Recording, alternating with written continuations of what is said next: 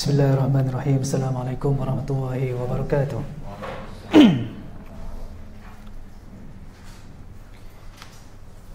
Alhamdulillahi rabbil alamin, wassalatu wassalamu ala rasulillah wa ala alihi wa sahbihi wa man wala. Subhanaka la ilma lana illa ma 'allamtana innaka antal alimul hakim, wa la hawla wa la quwwata illa billahil aliyyil azim. Allahumma ja'alil Qur'ana rabi'a qulubina wa nura sudurina wa dhahaba humumina wa jala'a ahzanina. Allahumma arhamna bil Qur'an waj'alhu lana imaman wa nuran wa hudan wa rahmah. Allahumma dhakkirna minhu ma nusina wa 'allimna minhu ma jahilna warzuqna tilawatah ana al-layl wa atraf an-nahar waj'alhu lana hujjatan ya rabbal alamin. Qala Rasulullah sallallahu alaihi wasallam, ya ahlal Qur'an la tatawassadul Qur'an watluhu haqqa tilawatih min ana al-lail wan nahar wafshuhu wa taghannawhu wa tadabbaru ma fihi la'allakum tuflihun. Tuan-tuan dan puan-puan yang rahmati Allah Ta'ala sekalian, apa khabar? Jadi alhamdulillah setelah sekian lama kita bercuti panjang, dan mungkin hari ini ada yang masih cuti sekolah bersama dengan anak-anak dan juga keluarga. Jadi alhamdulillah pada hari ini kita menyambung kembali pengajian kita berkenaan dengan surah-surah lazim. Dan sebelum ini kita telah menghabiskan beberapa surah lazim. Seperti mana yang saya bagi tahu kepada tuan-tuan dan puan sekalian, surah-surah lazim terutamanya surah yang di penghujung itu mempunyai perkaitan di antara satu sama lain. Jadi hari ini kita akan berkenalan dengan surah yang baru, iaitu Suratul Nasr. Satu surah yang saya yakin tuan-tuan dan juga perempuan hafal surah ni, sebab ayat dia tak panjang. A'udzubillahi minasyaitonirrajim. Bismillahirrahmanirrahim. Idza jaa nasrullahi wal fath wa ra'aitan nasa yadkhuluna fi dinillahi afwaja fasabbih bihamdi rabbika wastaghfir innahu kana tawwaba. Secara umumnya gambaran tentang surah ini berbicara tentang kemenangan.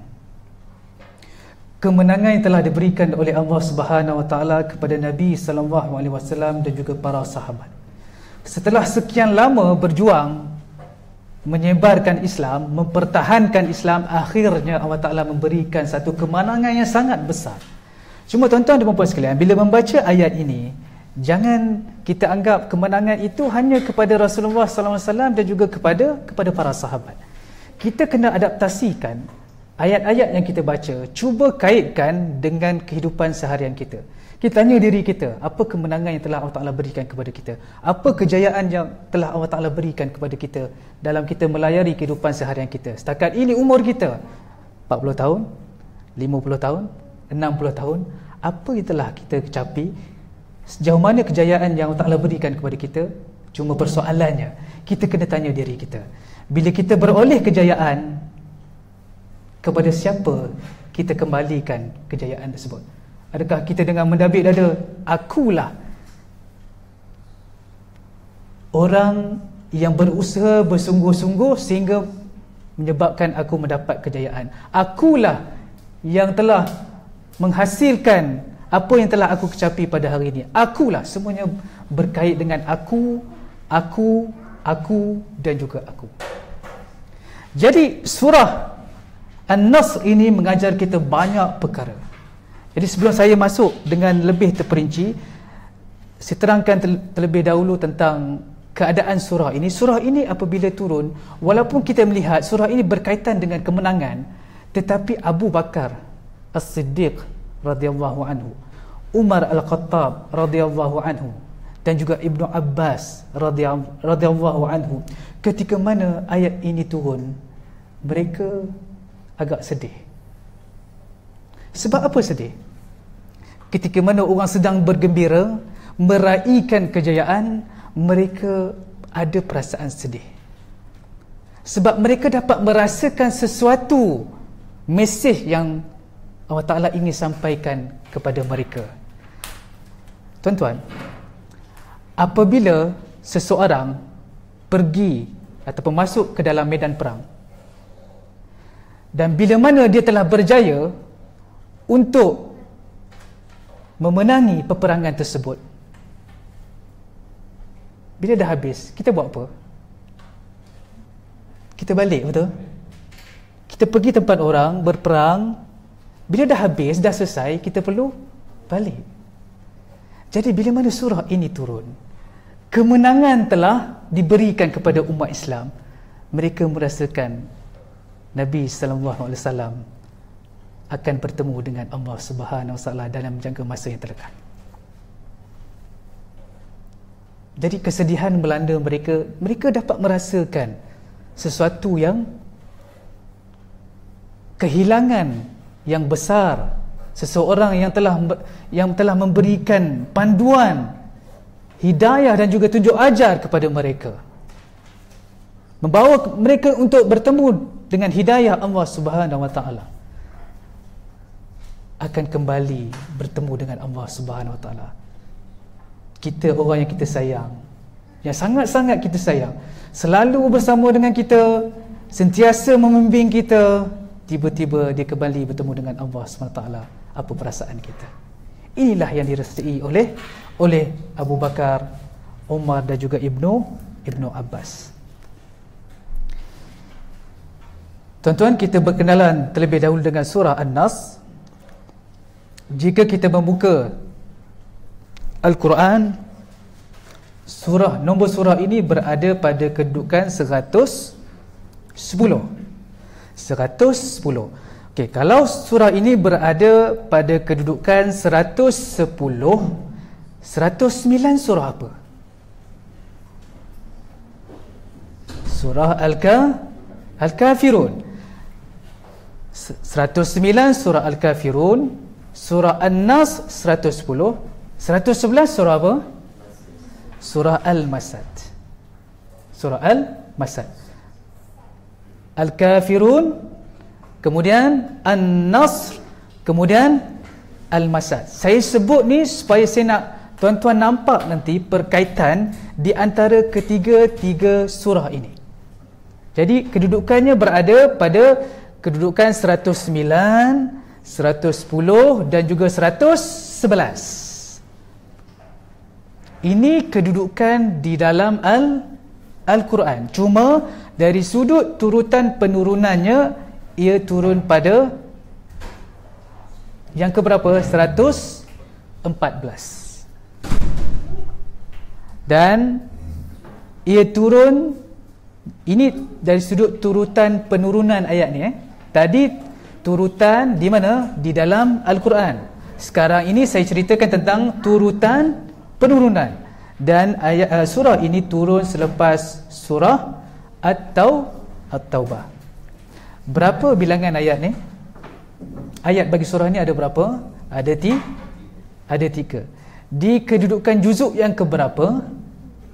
30. Jumlah muka surat bagi surah ini ada berapa? Yalah, kalau dah 3 ayat, takkan 3 muka surat kan? Ada berapa? 1. Okey, nombor muka surat nombor berapa dalam Al-Quran? Nombor 6. Kosong, tak apalah, ni bukan kuis. Sebab ini berada dalam surah-surah yang terakhir, juzuk 30. Okey. Kenapa saya sebut benda ni? Supaya bila mana kita menghafal Al-Quran, kita mudah ingat kedudukan surah ni, dan bila tahu kedudukan surah tu, surah sebelumnya apa, selepasnya apa, kita tahu perkaitan di antara satu sama lain. Baik, seperti yang saya maklumkan sebelum ini, perkaitan di antara surah Al-Kafirun, surah An-Nasr dan juga surah Al-Masad. Baik. Qul ya ayyuhal kafirun. Kalau tuan-tuan baca ayat ini, teliti betul-betul, di penghujung surah ini, apa Allah Ta'ala kata? Lakum dinukum waliyadi. Lakum dinukum, bagi kamu agama kamu, bagiku agamaku. Pada ayat ini, Allah Ta'ala nak berbicara kepada kita tentang pemisahan di antara agama yang hak dan juga agama yang batil. Lakum dinukum, agama yang batil. Waliyadin, agama yang hak. Jadi terdapat pertembungan di antara agama yang hak dan juga agama yang batil. Jadi surah An-Nasr dan juga surah Al-Masad nak menceritakan natijah, kesan bagi mereka yang beramal dengan lakum dinukum dan juga liya, bagi kamu agama kamu, bagiku agamaku. Kesan yang pertama, lakum dinukum, bagi kamu agama kamu, yakni agama yang selain daripada Islam. Apa kesannya? Kesannya Allah Ta'ala ceritakan pada surah Al-Masad, tabbat yada abi lahabin wa tab, celakalah kedua-dua tangan Abu Lahab. Kenapa? Kerana tangan-tangan inilah yang telah menentang Nabi, yang telah menghina Nabi, yang telah mengguris perasaan Nabi SAW, yang telah merendah-rendahkan martabat Nabi SAW. Tangan-tangan inilah yang akhirnya, di manakah kedudukan mereka? Sayasla naran dhata lahab, di mana dicampakkan dalam mana? Api neraka. Ini adalah kesan bagi lakum dinukum. Manakala bagi fasa ataupun pemisahan di antara hak dan juga batil, tadi kita berbicara tentang sesuatu yang batil. Bagaimana dengan penghujung, kesudahan agama yang hak ini? Disebutkan di dalam surah An-Nasr. Idza jaa nasrullahi wal fath, Allah Ta'ala berikan bantuan dan akhirnya terbukalah kota Makkah. Jadi jelas tuan-tuan perkaitan di antara surah Al-Kafirun, surah An-Nasr, surah Al-Masad. Sebab itu penting kita mengetahui kedudukan surah. Yang pertama, surah di dalam Al-Quran. Yang keduanya, turutan dari sudut penurunan. Surah mana turun dulu, surah mana turun kemudian. Boleh tuan-tuan? Baik, tuan-tuan jangan stres sangat. Sebab kalau kita berbincang tentang ayat Quran ni, kena dengan hati yang lapang, fikiran yang terbuka. Kalau stres sangat jadi saya pun stres. Baik. Kita mulakan dengan ayat yang pertama. Idza jaa nasrullahi wal fath. Baik. Salah satu cara kita tadabbur Al-Quran adalah dengan kita melihat satu persatu perkataan yang Allah Ta'ala sebutkan di dalam Al-Quran. Kenapa kita perlu melihat perkataan-perkataan ini? Kerana dengan memahami perkataan ini, ia memberikan pemahaman yang signifikan kepada konteks ayat tersebut. Itu yang pertama. Yang keduanya, untuk memudahkan kita memahami keseluruhan ayat-ayat yang terdapat di dalam sesuatu surah. Baik, kita mulakan dengan idza. Dalam Al-Quran banyak tak surah-surah yang bermula dengan idza? Antaranya idza waqa'atil waqi'ah, lagi idza zulzilatil ardu zilzalaha, lagi idza as-samaa'u shaqqat, lagi idza as-samaa'u fatarat, idza ja'akal munafiqun. Okey, banyak. Okey. Baik. Di dalam Al-Quran, bila disebutkan ataupun dimulakan dengan idza, ia menunjukkan sesuatu yang akan berlaku pada masa hadapan. Contoh tadi, idza zulzilatil ardu zilzalaha, apabila bumi bergoncang. Itu cerita pasal hari kiamat. Hari kiamat dah berlaku ataupun belum berlaku, lalu digunakan idza. Idza as-samaa'u syaqqat, apabila langit itu akan terbelah. Berlaku ke belum berlaku, digunakan idza. Kalau iz, tadi saya sebut idza, maksudnya alif zal dengan alif. Ada juga dalam Quran iz. Contoh, wa idh qala rabbuka lil malaikati inni ja'ilun fil ardi khalifah, ataupun wa idh qulna lil malaikati isjudu li adama fasajadu illa iblis. Tadi idza, sekarang iz.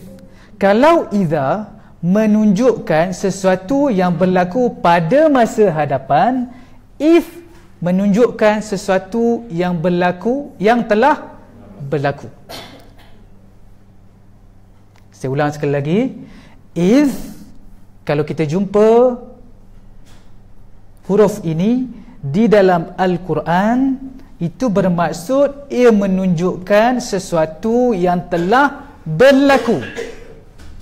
Tetapi kalau kita jumpa ayat Al-Quran yang menggunakan atau bermula dengan idza, itu bermaksud sesuatu yang berlaku pada masa hadapan.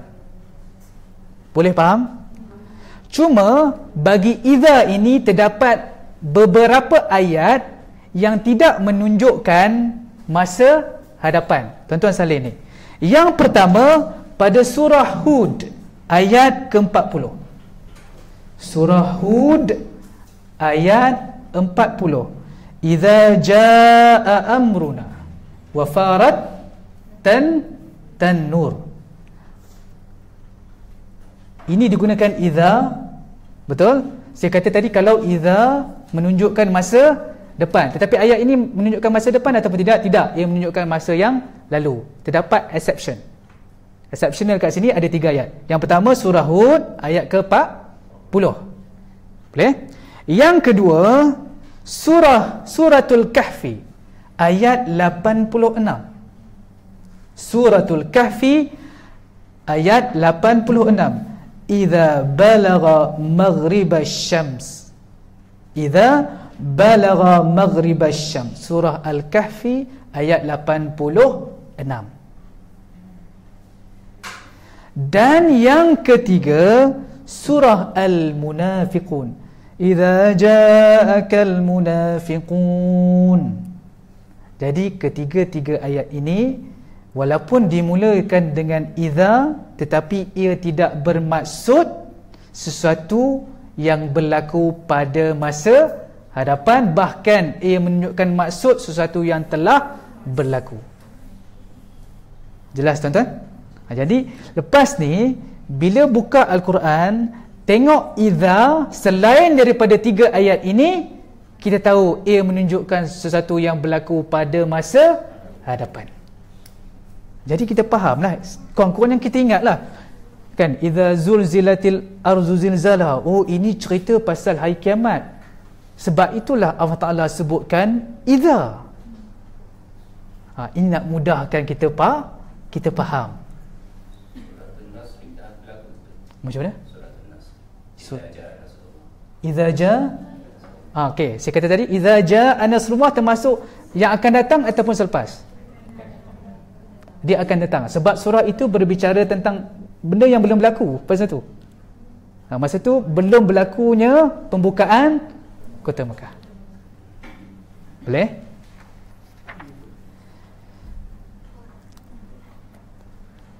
Baik. Okey, sekarang ni tumpukan pada perkataan yang kedua, iaitu jaa. Apa maksud jaa?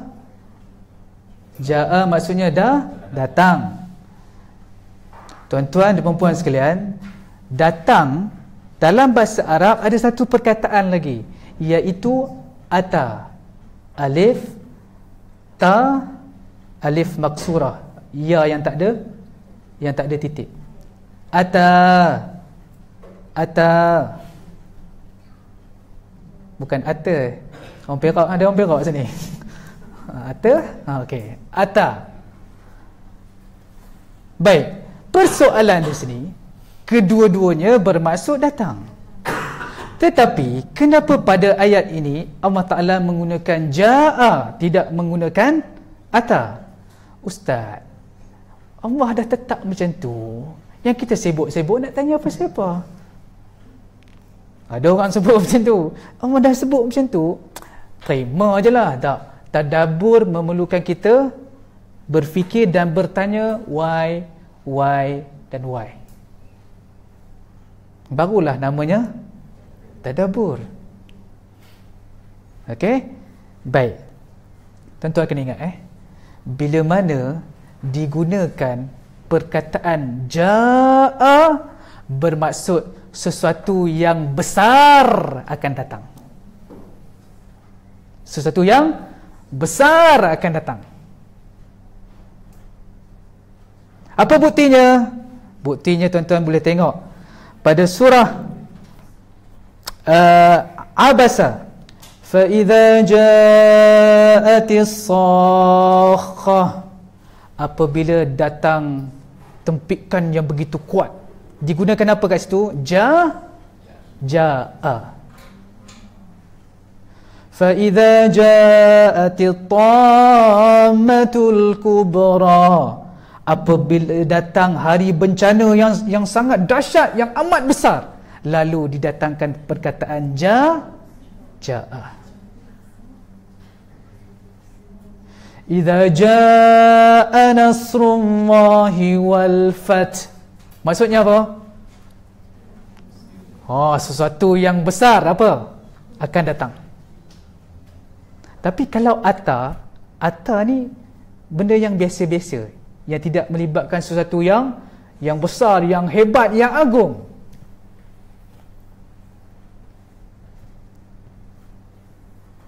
Okey. Persoalannya, kenapa di dalam surah An-Nasr Allah menyebutkan sesuatu yang besar pasti datang? Why?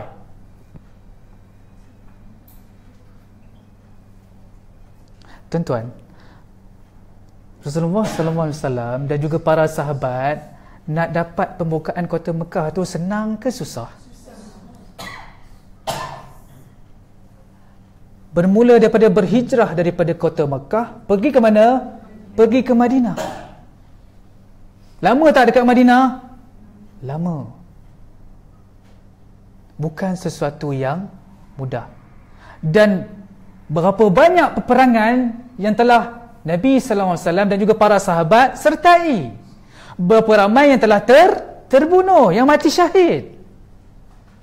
Jadi kedatangan Nasrullah dan juga Al-Fath ini bukan satu kedatangan yang biasa-biasa. Ia merupakan satu kedatangan yang sangat besar, sangat luar biasa.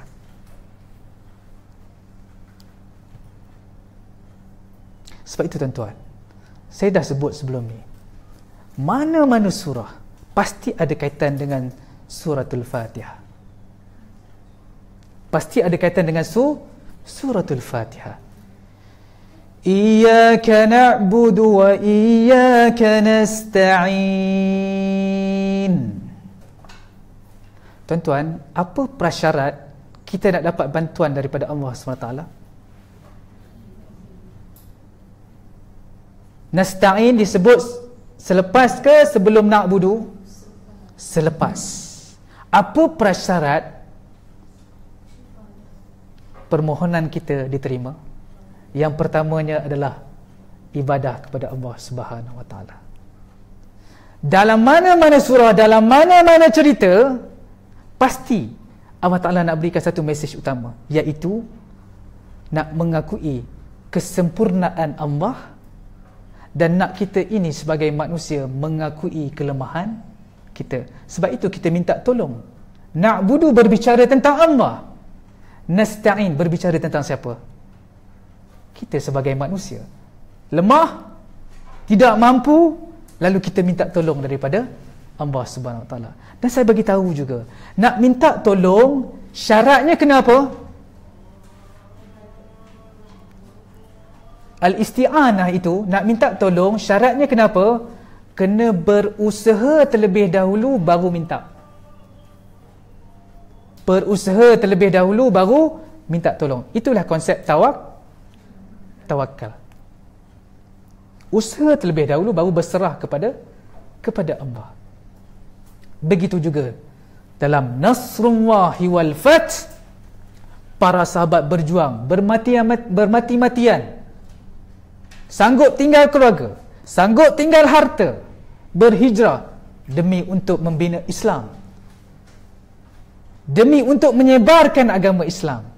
Dan akhirnya Allah Ta'ala berikan, idza jaa nasrullahi wal fath. Tuan-tuan, kenapa bila kita dapat satu kejayaan, contohnya konvo ataupun dapat satu yang besar, kenapa kita mengalirkan air mata? Ya betul, air mata itu adalah air mata kegembiraan, tapi kenapa kita mengalirkan air mata? Sebab kita mengenang kembali susah payah yang telah kita lalui. Lalu air mata itu sangat berharga. Itulah yang dialami oleh Nabi SAW dan juga para sahabat. Dan ini sebagai satu contoh kepada kita. Nak dapat sesuatu yang besar, kena yang pertama berkorban, kena berusaha bersungguh-sungguh, kena letakkan keyakinan kepada Allah Subhanahu Wa Taala. Sebab sumber pertolongan daripada siapa? Sebab itu disebutkan idza jaa nasrullah, bantuan daripada Allah. Boleh tuan-tuan? Kita langkah kepada perkataan seterusnya, iaitu nasrullah. Tuan-tuan, nasrun maksudnya pertolongan. Nasrun juga salah satu makna yang lain yang sama makna dengan perkataan nasr dalam bahasa Arab adalah aunun ataupun isti'anatun. Itu dinamakan sebagai bantuan ataupun pertolongan.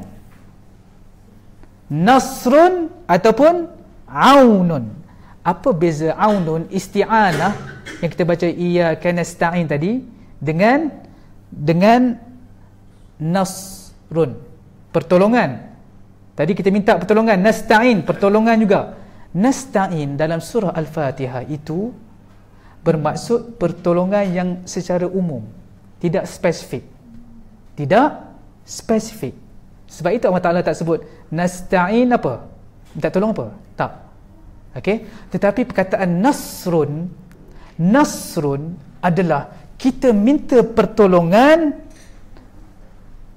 ketika mana kita berhadapan dengan orang yang tindas kita, orang yang menzalimi kita, musuh kita yang besar.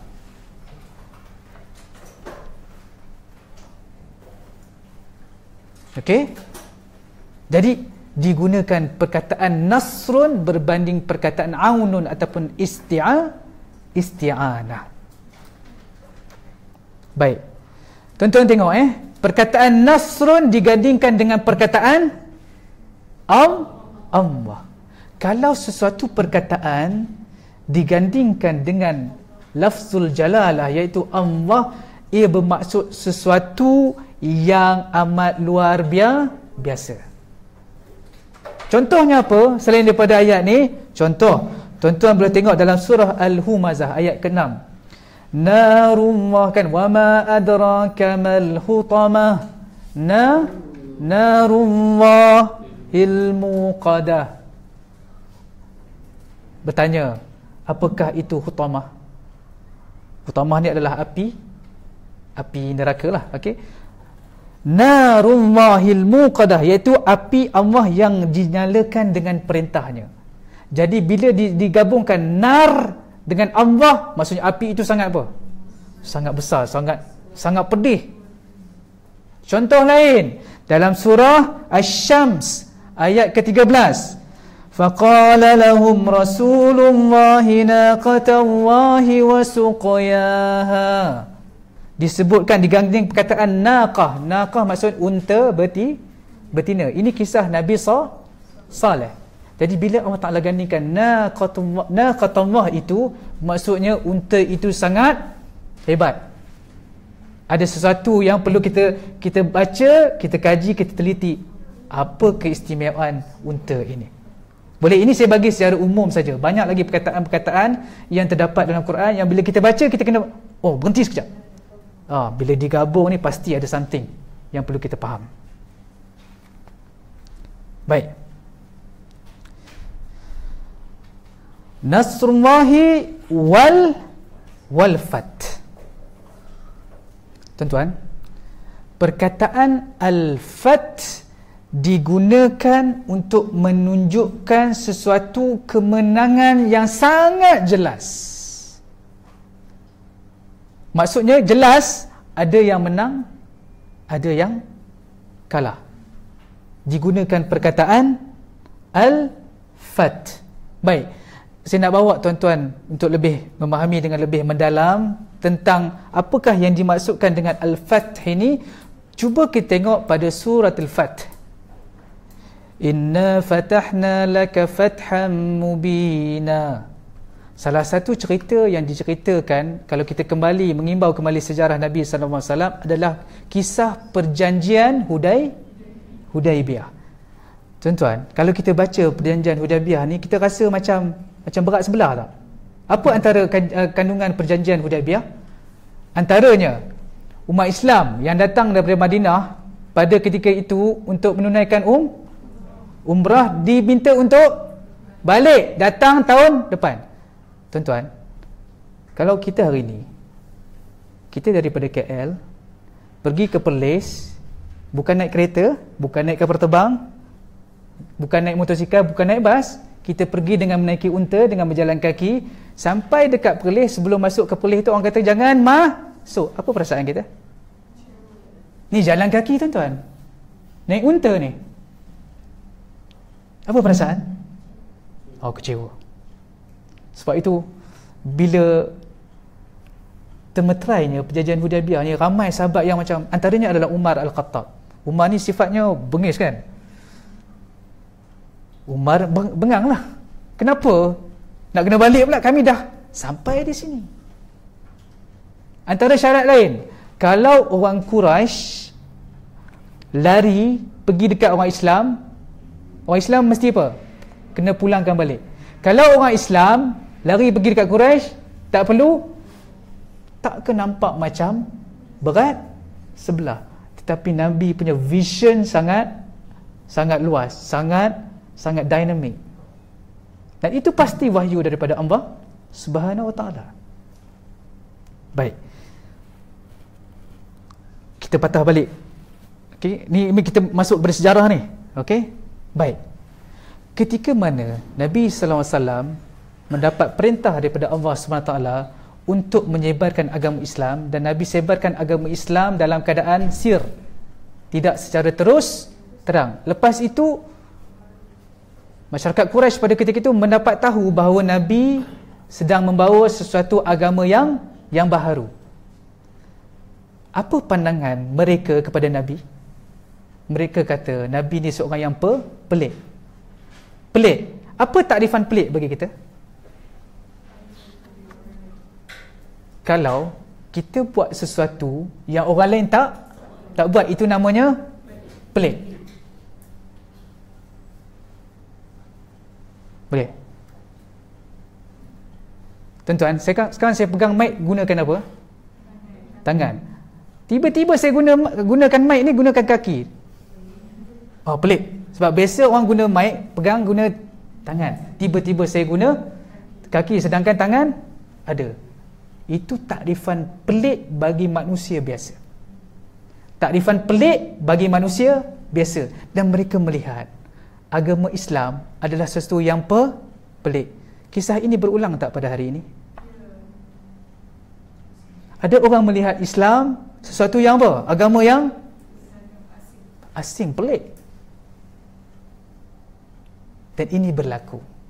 Dan kita perlu belajar daripada sejarah. Kita tengok bagaimana Allah Ta'ala mengatur sebelum Al-Fath, pembukaan kota Mekah ini, bagaimana Allah Ta'ala mengatur. Yang kita lihat perjanjian Hudaibiyah itu sebagai perjanjian yang cara kalau fikir sekali fikir nampak macam tidak menguntungkan. Betul? Baik.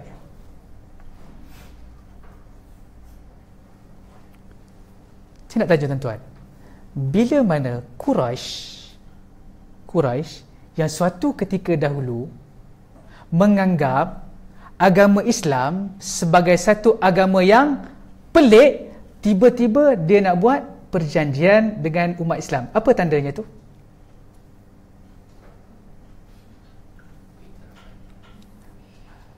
Quraisy sudah mula mengiktiraf kehadiran umat Islam. Nampak tak? Secara direct nampak macam rugi. Tapi sekarang Quraisy mula mengiktiraf kewujudan umat Islam. Boleh nampak tuan-tuan? Okey. Dan ini sebenarnya yang membawa kepada pembukaan kota Mekah. Bila mana keadaan ini berlaku, kuasa umat Islam semakin hari semakin besar dan semakin bertambah. Tetapi kuasa Quraisy semakin lama semakin berkurangan sebab semakin ramai orang memeluk Islam. Nampak tak? Sesuatu yang kita sangkakan nampak macam tak baik, tapi sebenarnya ia baik untuk kita. Asa an takrahu syai'an wa huwa khairul lakum. Jadi apa-apa yang berlaku pada diri kita, sesuatu yang buruk yang kita rasa tak suka sangat, tapi percayalah, pasti Allah Ta'ala nak memberikan sesuatu kebaikan kepada kita. Jadi baca ayat Quran kena relate dalam kehidupan kita. Sebab bantuan Allah itu sangat besar. Bila mana kita melakukannya dengan bersungguh-sungguh dan mengorbankan jiwa, harta dan tenaga kita untuk menyebarkan agama Allah Subhanahu Wa Ta'ala. Contoh lain tuan-tuan, kalau tengok dalam Perang Badar. Perang Badar, tentera Islam ramai ke sikit berbanding tentera musuh sikit. Nampak macam secara zahir nampak macam kalah. Tapi hakikatnya apa yang berlaku? Allah Ta'ala berikan nasrullah. Sebab para sahabat, kalau kita tengok dalam peperangan Uhud, walaupun kita kalah, tapi sebelum memasuki peperangan, mereka pegang satu ayat ini, hasbunallah wa ni'mal wakil. Tengok depan kita ni ramai, kita ni sikit, hasbunallah wa ni'mal wakil. Allah Ta'ala campakkan keberanian di dalam diri mereka dan mereka masuk menentang musuh Allah.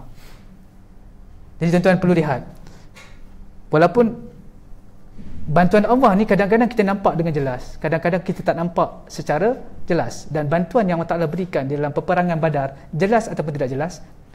Yang datang siapa? Malaikat. Nampak tak malaikat? Tak nampak. Satu benda lah, yakin dengan Allah, itu je.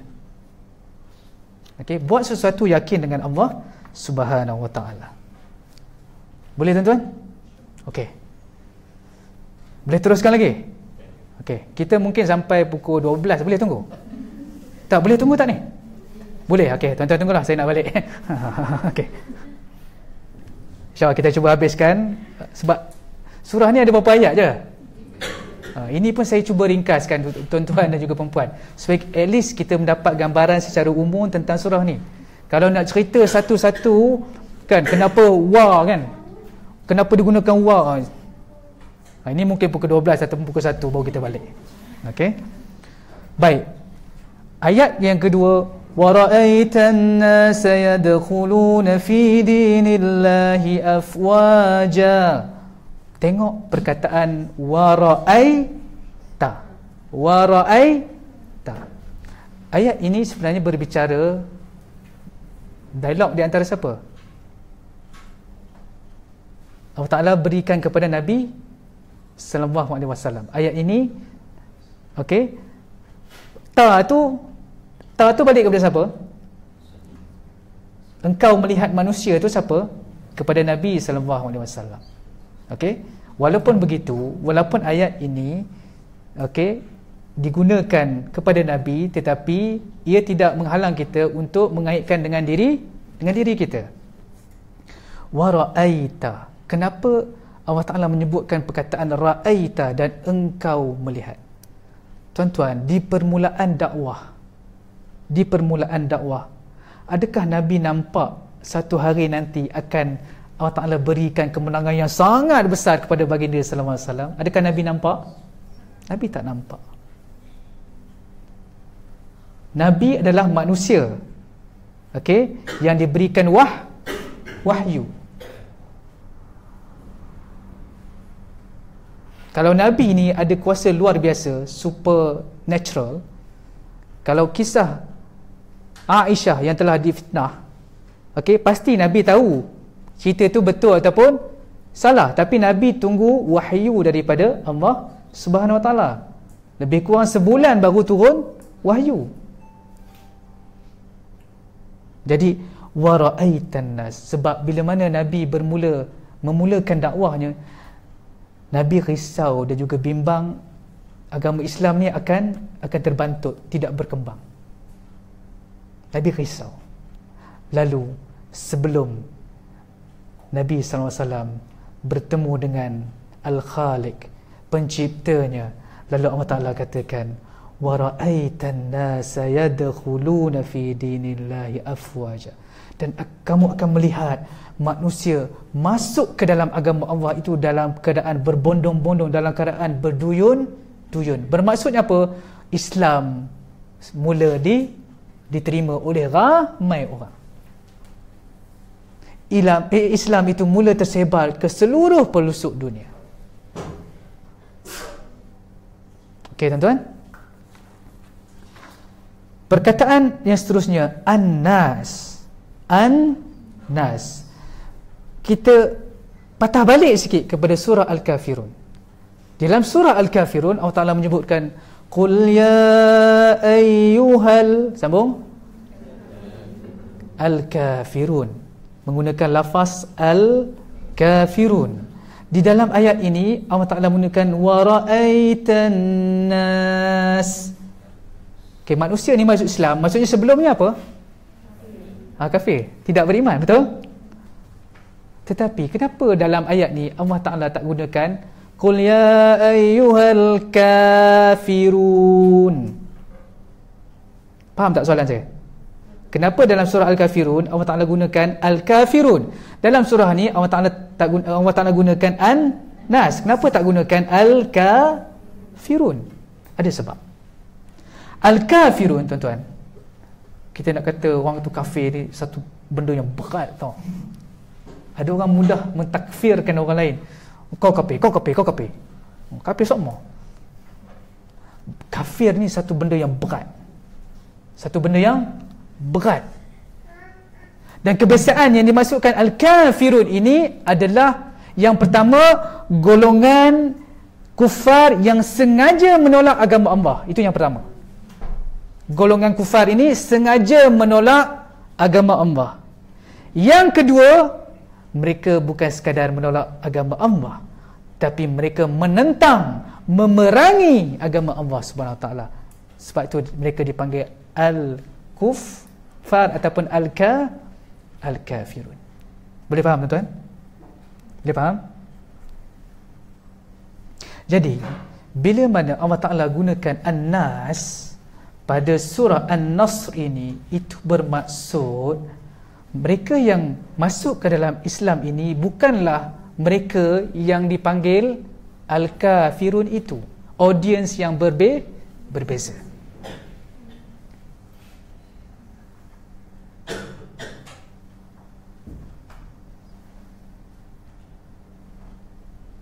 That's why kena be careful tuan-tuan. Orang yang ada sekeliling kita ni jangan mudah-mudah kita kata dia kafir. Perkataan kafir sangat berat. Jangan mudah-mudah kata mu kafir.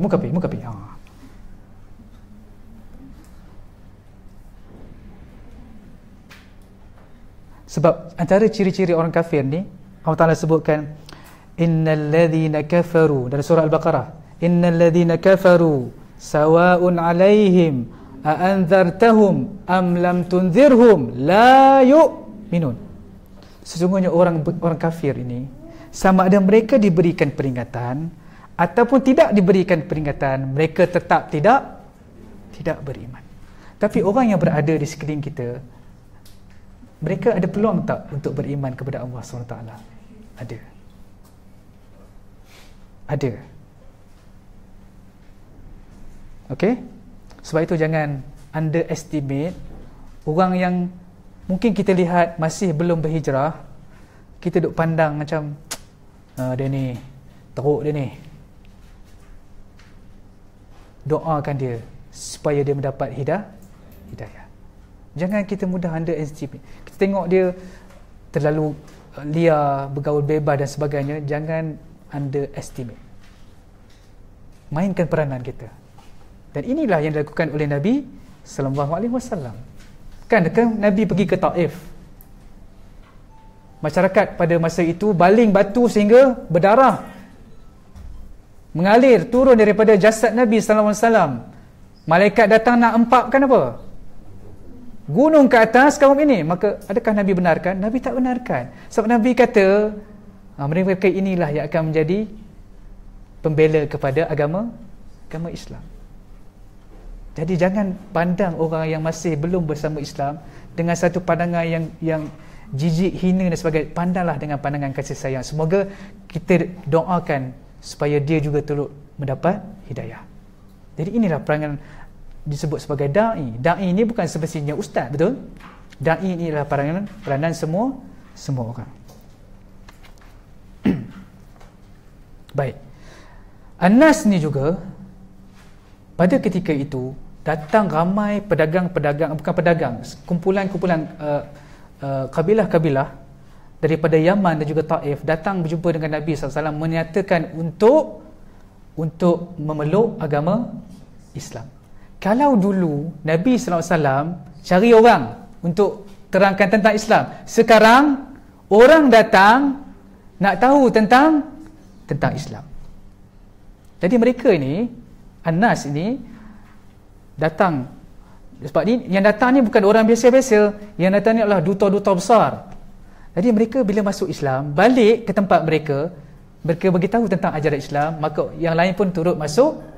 Itu yang dikatakan, wa ra'aitan nasa yadkhuluna fi dinillahi afwaja, masuk secara berduyun-duyun. Kalau dulu Nabi SAW approach seorang-seorang ni, tapi sekarang yang datang sekelompok besar datang untuk belajar tentang Islam, menerima Islam. Boleh tuan-tuan? Baik. Ni dah ada ayat kedua tau. Sekejap lagi kita ada satu ayat lagi. Okay. Sebab dia tanya bila nak habis. Okay.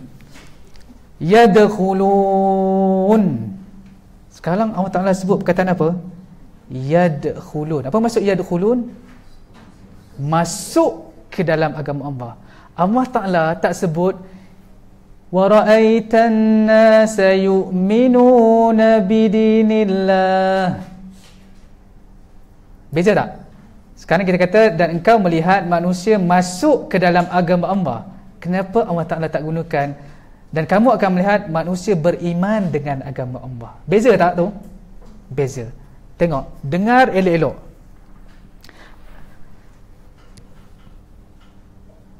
Orang yang masuk Islam ni, bila tadi pembesar-pembesar kabilah balik cerita, aku dah masuk Islam. Yang lain pun dengar, aku pun nak masuk Islam lah. Dia masuk Islam. Aku pun nak masuk Islam lah. Pakcik pun nak masuk Islam. Aku nak masuk Islam lah. Sekarang ni, mereka masuk Islam sebab apa? Salah satu sebabnya adalah taklid. Ikutan. Sebab itu tidak digunakan perkataan yu'minun, tetapi yadkhulun. Tapi ini sebagai salah satu cara untuk nak berjinak-jinak supaya lepas itu terhasilnya iman. Islam, kemudian baru terhasilnya iman. Tapi kalau para sahabat, adakah terbukti keimanan mereka?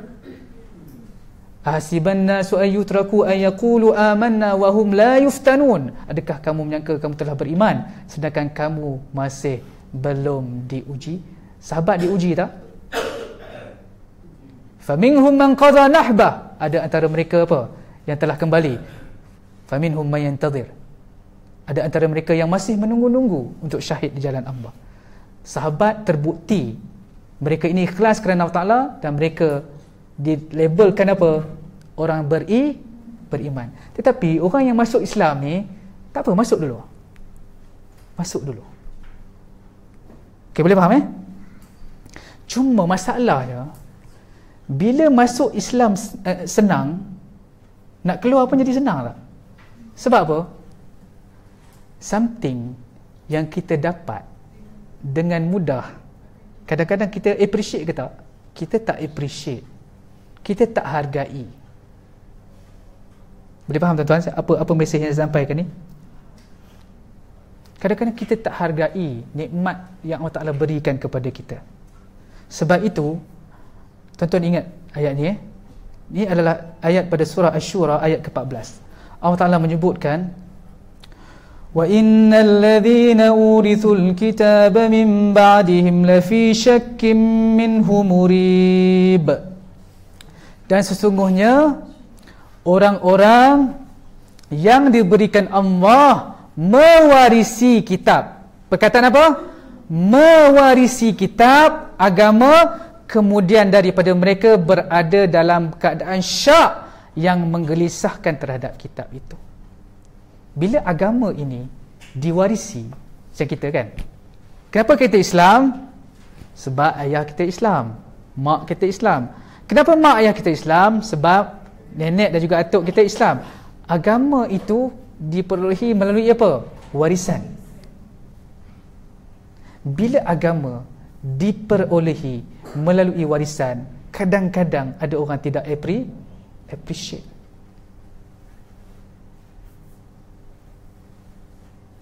Easy to get, easy to ni pepatah orang Kedah lah, orang boleh. Easy to get, easy to go, betul? Mudah dapat, mudah hilang lah, mudah pergi.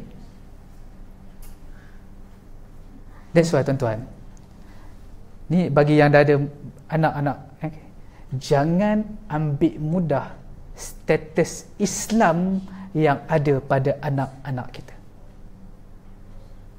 Tak apalah, dia dah Islam dah, pandai-pandai dia lah. No. Tanggungjawab kita sebagai mak dan juga ayah untuk memastikan anak-anak kita terus mendapat didikan agama. Don't take for granted sebab nama dia ada bin, ada binti, kita kata tak apalah, pandai-pandai dia lah. No.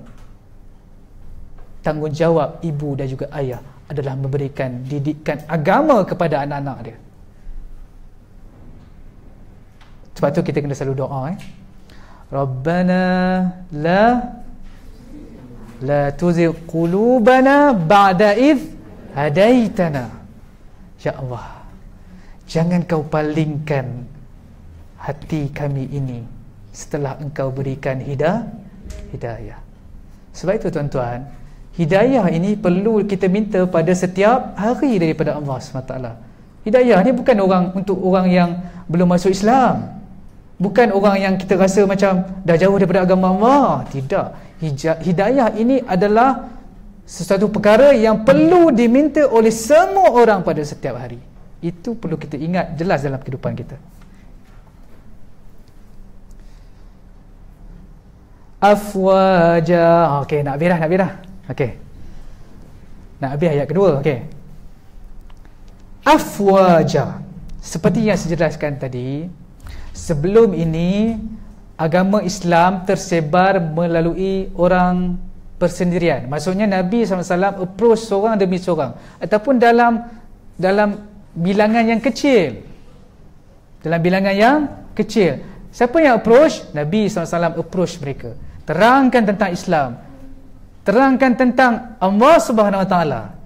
Tetapi sekarang agama Islam merupakan agama yang dicari oleh orang ramai dan mereka masuk ke dalam Islam secara berduyun-duyun, secara berbondong-bondong. Saya bawa analogi macam ni tuan-tuan. Tuan-tuan, Katakan kita doktor. Kita buka klinik. Masa awal tu, orang tak ada pun datang ke klinik kita. Kita pun buatlah pamphlet, tunjuk ini kelebihan klinik ni kan. Ada apa? Pergi situ boleh main video game, contohlah. Pergi situ boleh ada coffee maker, contoh. Tapi orang tak mari-mari. Dan kita bagi tahu, doktor yang kita hire ini merupakan doktor-doktor yang telah grad daripada universiti luar negara, India, mana lagi? Universiti yang medik yang terbaik di mana? Mesir, ya ke? Ni statistik mana tuan-tuan ambil ni? India, mana lagi? Russia. Dan yang sebab tu dengannya. Okey. Kita dah sebut dah, tapi orang masih tak datang. Kita bagi tahu setiap hari, lama kelamaan, tiba-tiba orang datang ke klinik kita sampai terpaksa beratur keluar daripada klinik tu. Apa perasaan kita pada ketika itu? Seronok. Mungkin kita menangis sebab apa? Sebab dulu orang tak terima aku. Begitulah kejayaan dalam kehidupan kita. Kalau hari ini kita masih belum berjaya, teruskan usaha. Jangan mudah berputus asa. Esok kita dapat kejayaan yang besar tu, kita akan kenang, ya Allah, rupanya ini yang perlu aku bayar untuk mendapatkan apa yang aku dapat sekarang. Jadi nak dapat sesuatu yang besar perlukan pengorbanan daripada kita. Baik, alhamdulillah. Dah bernafas Dah masuk ayat ketiga. Fasabbih bihamdi rabbika wastaghfir innahu kana tawwaba. Maka bertasbihlah dengan memuji Tuhanmu dan mohon ampunlah kepadanya, sesungguhnya dia adalah sangat pemberi taubat. Baik, secara umumnya kita lihat bagaimana kita nak apply ayat ini dalam kehidupan seharian kita. Apa syarat doa kita dimakbulkan? Apa syarat doa kita dimakbulkan oleh Allah SWT? Kalau kita baca adab-adab berdoa, apa doa itu perlu dimulakan dengan memuji Allah. Sebab itu dalam ayat ni, tengok fasabbih bihamdi rabbika wastaghfir.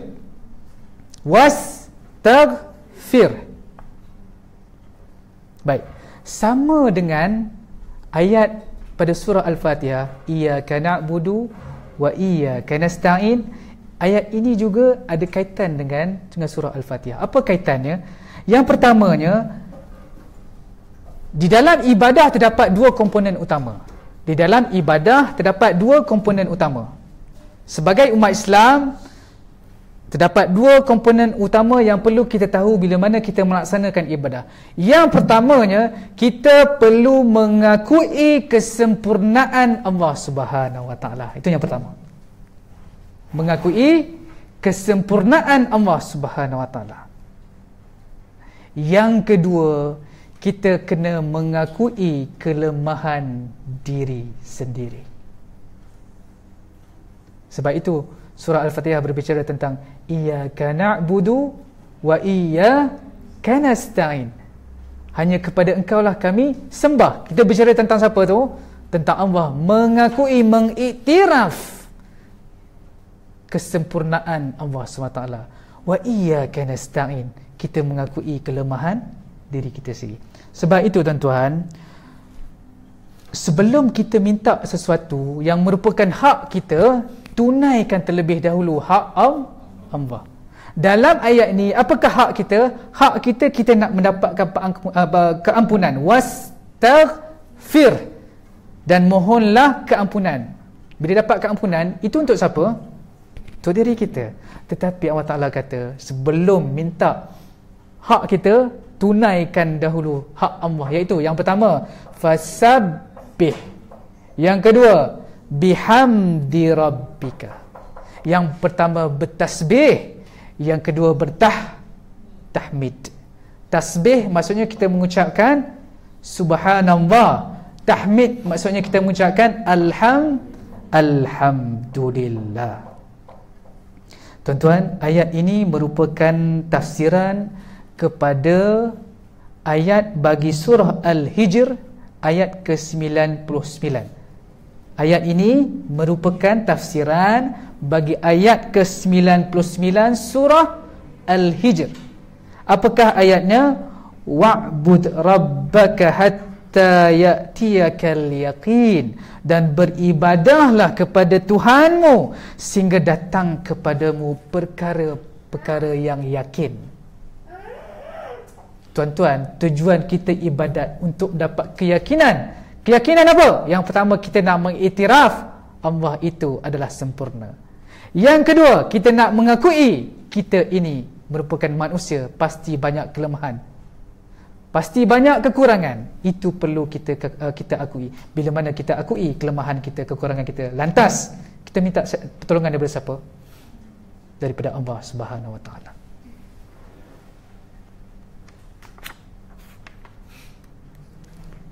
Okey. Baik, seterusnya.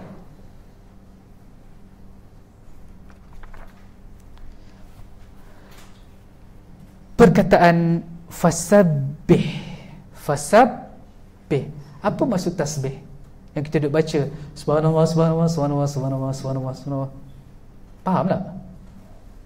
Apa maksud tasbih?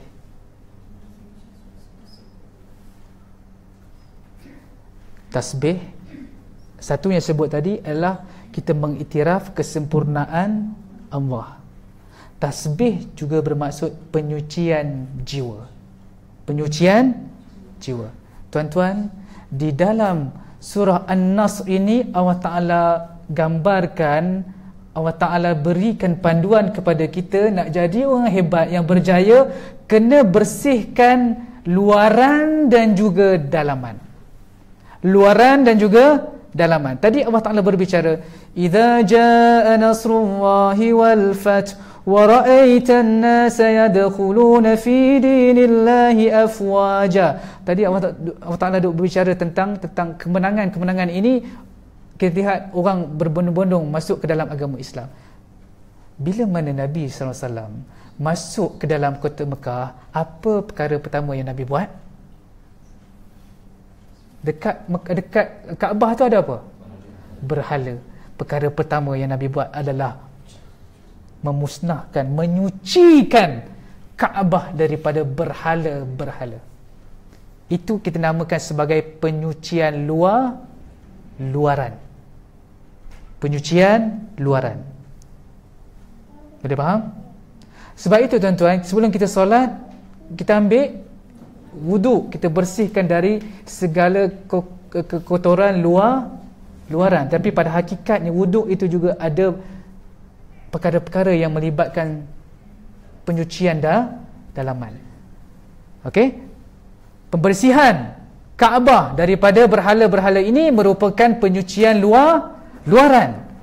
Pada ayat ini fasabbih, ini merupakan penyucian dalaman. Kenapa Allah Ta'ala sebut tentang penyucian dalaman?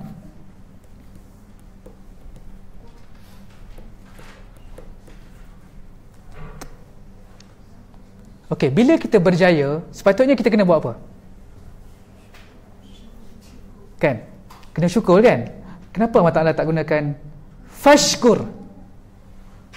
Biar pilih Ustaz, Allah Ta'ala nak sebut macam tu. Betul tak? Kalau kita berjaya, sepatutnya Allah Ta'ala sebut apa? Fashkur. Bersyukurlah. Tapi kenapa Allah Ta'ala sebut fasabbih? Ada boleh jawab tak? Jawapannya adalah, bila mana kita berjaya, pasti kita akan diuji dengan rasa bangga diri. Contoh, kita naik pangkat, kan, ada sedikit sebanyak perasaan macam macam X kan. Dulu tak pakai tie, sekarang dah mula pakai tie. Contoh.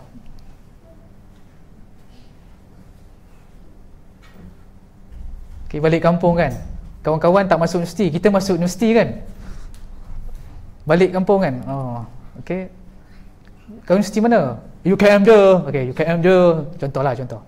Tak, maksudnya bila mana kita diberi kejayaan, syaitan ni dia mudah nak tiupkan bisikan supaya kita rasa bangga diri. Cuma bila kita termakan dengan bisikan syaitan tu, kita sebenarnya berjaya dalam keadaan ego kita tinggi. Lalu Allah Ta'ala kata, ya, engkau telah berjaya pada hari ini, tetapi fasabbih, jangan mendabik dada, mengatakan inilah usaha aku, inilah yang telah aku kerahkan dan akhirnya aku peroleh kejayaan. Sebab hakikatnya kejayaan itu datang daripada Allah Subhanahu wa ta'ala. Dan sebab tuan-tuan, bila berjaya, pastikan kita bersihkan diri kita, bersih luaran, yang kedua bersih dalaman, supaya kita tidak menjadi seperti Iblis dijadikan daripada api. Okey, daripada api. Tiba-tiba dia dapat tahu ada satu makhluk ni diciptakan daripada tanah. Tanah tu bukan tanah biasa, tanah yang busuk. Lalu dia berkata, bila mana Allah Ta'ala suruh sujud kepada Nabi Adam AS, apa kata Iblis? Qala ana khairum minhu khalaqtani min nar wa khalaqtahu min tin. Aku ni lagi baik daripada dia. Dia tu siapa? Manusia, Nabi Adam. Khalaqtani min nar. Aku dijadikan daripada, macam Allah Ta'ala menciptakan aku daripada api, sedangkan Allah menciptakan Nabi Adam daripada tanah. Ada perasaan bongkak, ada perasaan ego, ada perasaan bangga diri, dan dia merasakan dengan keadaan fizikalnya diciptakan daripada api itu, dia rasa diri dia lebih tinggi, lebih hebat daripada orang lain. Kita tak nak jadi macam tu. Walau setinggi mana kejayaan yang kita perolehi, jadilah seperti Nabi Adam AS. Ikut resmi Nabi Adam AS. Apa resmi Nabi Adam ketika mana ditegur oleh Allah SWT ketika melakukan kesilapan? Rabbana zalamna anfusana wa illam taghfir lana wa tarhamna lalakunanna minal khasirin.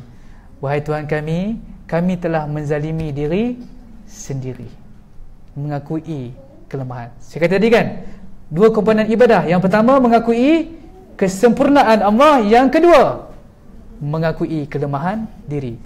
Iblis mengaku tak kelemahan diri? Nabi Adam mengaku tak kelemahan diri? Ikutlah resmi Nabi Adam, jangan ikut resmi Iblis.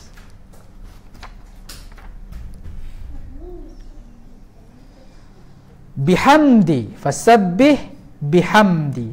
Hamdi saya kata tahmid. Tahmid ni ada dua maksud. Tahmid, mengucapkan Alhamdulillah, itu ada dua maksud. Yang pertama, menyatakan kesyukuran. Kita sebut Alhamdulillahi Rabbil Alamin, segala puji bagi Allah, menyatakan kesyukuran.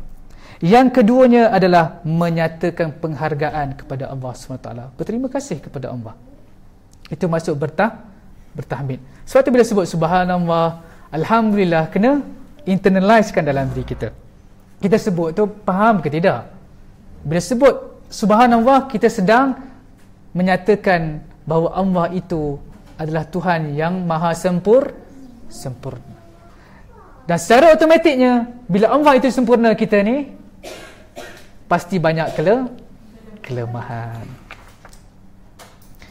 Fasabbih bihamdi rabbika. Jadi bila saya gabungkan, yang pertama, fasabbih itu mengiktiraf kesempurnaan Allah.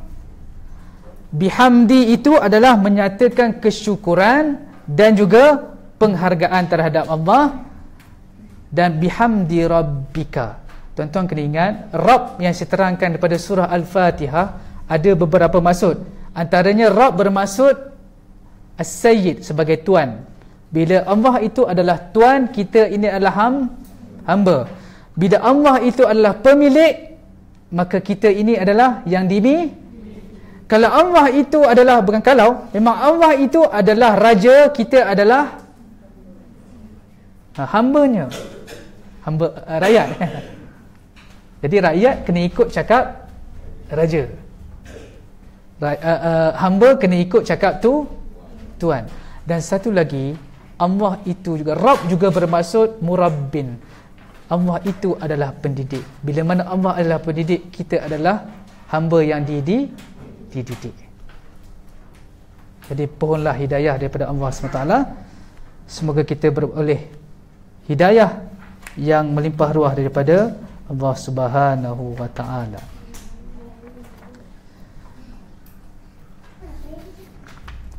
Dan yang terakhir sekali, sebelum saya masuk kepada slide yang terakhir. Baik, daripada hadis Bukhari menceritakan bahawa Rasulullah SAW bila turun ayat ini, selepas turun ayat ini, setiap kali solat, semasa sujud dan juga rukuk, baginda akan baca Subhanaka Rabbana wa bihamdik Allahumma ghfirli. Ini adalah berdasarkan kepada ayat fasabbih bihamdika. Lepas tu wastaghfir. Ini yang Nabi SAW baca ketika di penghujung hayatnya. Apa Nabi baca? Subhanaka Rabbana wa bihamdik Allahumma ghfirli. Mungkin ini antara yang boleh kita amalkan dalam ketika sujud dan juga ketika rukuk. Tapi kita memang baca apa? Subhana Rabb. Kalau rukuk baca apa? Subhana Rabbiyal Azim. Kalau sujud, Rabbana lakal hamd. Subhana Rabbiyal A'la. Okey. Dan yang terakhir, nak apa? Nak ni? Nak. Okey, ambil. Tak apa, kalau tak sempat boleh play balik, tengok dekat Tadabbur Center punya video. Dan yang terakhir, innahu kana tawwaba. Tuan-tuan, perkataan tawwab ini bukan seperti perkataan biasa, ala wazan fa'al. Sesuatu yang datang dalam bongkah ini, kalau kita kata Allah itu pemberi taubat, dia bukan sekadar memberi taubat sekali sahaja. Allah Ta'ala memberikan taubat berkali-kali, entah kali keberapa. Bermaksud keluasan rahmat dan juga kasih sayang Allah Subhanahu wa Ta'ala. Cuma tuan-tuan, kita kena faham kenapa Allah Ta'ala bersifat tawwab? Sebab sifat manusia sering berjanji tetapi sering juga memungkiri. Macam lirik lagu je. Okey, jadi tuan-tuan, sebagai manusia kita kena melazimi taubat.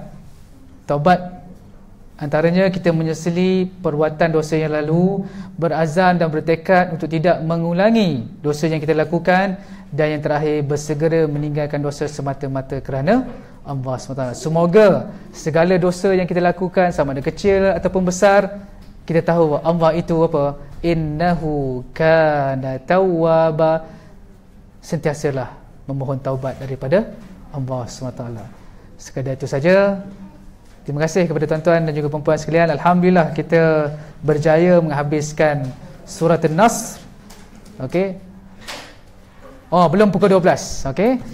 Jadi alhamdulillah kita berjaya menghabiskan perbincangan kita berkenaan surah An-Nas ini. Semoga dengan tadabbur kita pada hari ini berkenaan dengan surah An-Nas, sedikit sebanyak bila kita baca surah An-Nas, kita tahu hakikat kejayaan yang sebenar, bahawa kejayaan itu bukan datang daripada diri kita, sebaliknya ia datang daripada Allah, dan tidak sepatutnya sesuatu yang datang daripada Allah itu, kita sebagai manusia mendabik dada, sombong dan juga bokak dengan apa yang Allah Ta'ala berikan. Sekadar itu saja. InsyaAllah kita bertemu pada masa akan datang. Tak berani nak sebut minggu depan kan. Okay. InsyaAllah kita akan umumkan di laman Tadabbur Center dari semasa ke semasa. Terima kasih kepada tuan-tuan yang juga mengikuti daripada laman FB kita secara live. Kita doakan semoga tadabbur ini akan berkembang subur di bumi Malaysia ini. Kita nak melangkah setapak lagi daripada apa yang kita lakukan sebelum ini, iaitu membaca Al-Quran, dan sekarang kita nak cuba untuk memahami Al-Quran. Jadi sekadar untuk pengumuman, insya-Allah pada 21 hari bulan 4 2018, insya-Allah Tadabbur Center akan berada di Paguh, Johor. Ada orang Johor tak? Tuan Johor. Okey, kalau balik lah. Okey, kita akan ada simposium Tadabbur Al-Quran. Okey, di sana. Dan di sana kita akan berbincang tentang tadabbur ni secara mendalam lagi lah. Okay, perbincangan berkenaan apakah itu tadabbur, bagaimana untuk kita tadabbur, dan insyaAllah kita bawakan penyampai-penyampai tadabbur dan juga beberapa orang personality supaya boleh berkongsi dengan tuan-tuan dan puan sekalian tentang tadabbur Al-Quran. Sekadar itu saja. Wassalamualaikum warahmatullahi wabarakatuh. Wa ala ali Muhammad kama sallaita ala Ibrahim wa ala ali Ibrahim fil alamin innaka Hamidum Majid. Assalamualaikum warahmatullahi wabarakatuh.